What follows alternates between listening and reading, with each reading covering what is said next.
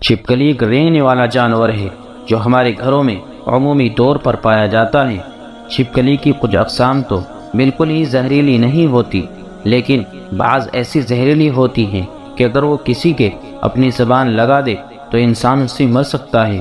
بہرحال چھپکلی ایک ایسا جانور ہے کہ جس کو دیکھ کر ہر انسان ہی کراہت محسوس کرتا ہے، خاص طور پر گھر کی خواتین کے لیے چھپکلی والے کمرے میں سونا بھی مشکل ہوتا ہے۔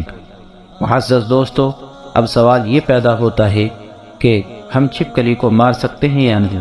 اگر مار سکتے ہیں تو کیا ہمیں اس پر ثواب ملے گا؟ اگر ثواب ہی ملے گا تو پھر کیا ہم چھپکلی کو ڈھونڈ کر بھی مار سکتے ہیں؟ کیا چھپکلی کو مارنے کے بعد غسل فرض ہو جاتا ہے؟ معزز خواتین و حضرات، سب سے پہلے تو بات شروع کرتے ہیں کہ چھپکلی اس دنیا میں کیسے آئی۔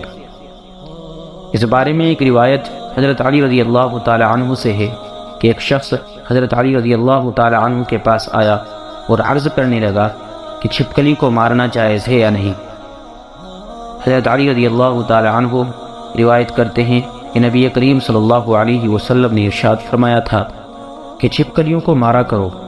چھپکلیوں کے مارنے کا حکم نبی علیہ السلام نے دیا ہے۔ یہ حضرت ابراہیم علیہ السلام کی آگ پر پھونکے مارتی تھی۔ معزز دوستو، چھپکلی واحد خلقت ہے۔ جب نمرود نے اللہ تعالیٰ کے نبی حضرت ابراہیم علیہ السلام کو آگ میں ڈالنے کا فیصلہ کیا تو ہر جانور اس آگ کو بجھانے کی کوشش کر رہا تھا اور یہ خوش ہو کر اس آگ کو بھڑکا رہی تھی۔ تبھی سے اللہ تبارک و تعالیٰ نے اس پر لعنت بھیجی تھی، اس لیے اس کو مارنے کا یا گھر سے بھگانے کا کوئی گناہ نہیں ہے۔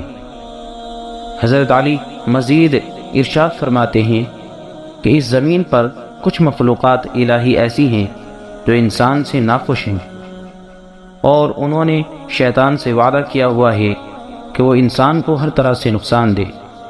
اس طرح ایک چھپکلی اور اس خاندان سے جو بھی مخلوقات ہیں، حضرت آدم علیہ السلام سے لاکھوں سال پہلے اس زمین پر چھپکلی کا خاندان کثیر تعداد میں بستا تھا، اور وہ دن بدن بہت زیادہ بڑا ہونے لگا، اور یہاں تک کہ زمین کو دوزخ کے مثل بنا دیا۔ یہاں اس خاندان نے اپنا ظلم کیا کہ اللہ تبارک و تعالیٰ نے زمین پر عذاب نازل کر دیا اور اس مخلوق کو ختم کر دیا، سوائے کچھ کے صرف وہ بچے جو بہت ہی چھوٹے تھے، وہ زمینوں اور غاروں اور پانی میں چھپ گئے۔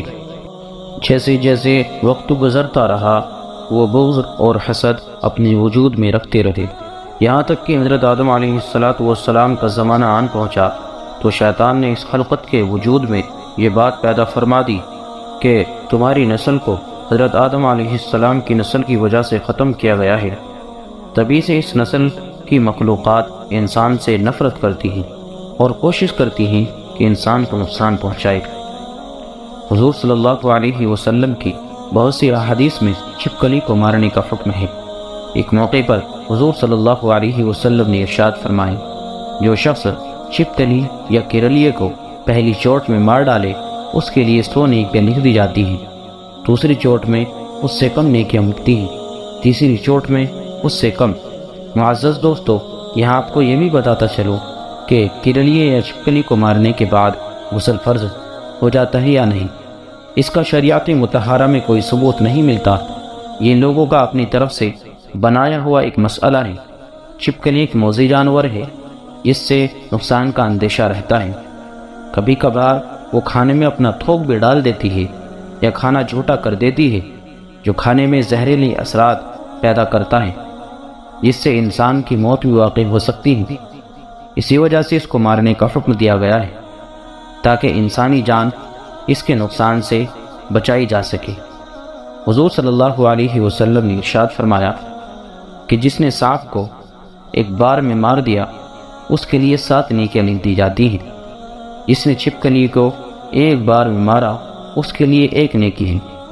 اسی لیے معزز دوستو، ایسے جانور کو مارنا اور گھر سے بھگانا جائز ہے۔ آپ صلی اللہ علیہ وسلم نے اس کے بارے میں اجازت دی بلکہ حکم دیا ہے، اس لیے اس کو مارنا اور اس کو گھر سے بھگانا جائز ہے۔ اس کو مارنے پر ثواب بھی بیان کیا گیا ہے، یہاں تک کہ اگر پہلی چوٹ میں مار دیا جائے تو ثواب کی بڑی مقدار بیان کی گئی ہے، دوسری چوٹ میں اس سے کم، تیسری چوٹ میں اس سے کم۔ معزز دوستو، اس ویڈیو کو صدقہ جاریہ سمجھ کر اپنے دوست احباب کے ساتھ میں شیئر کریں گے۔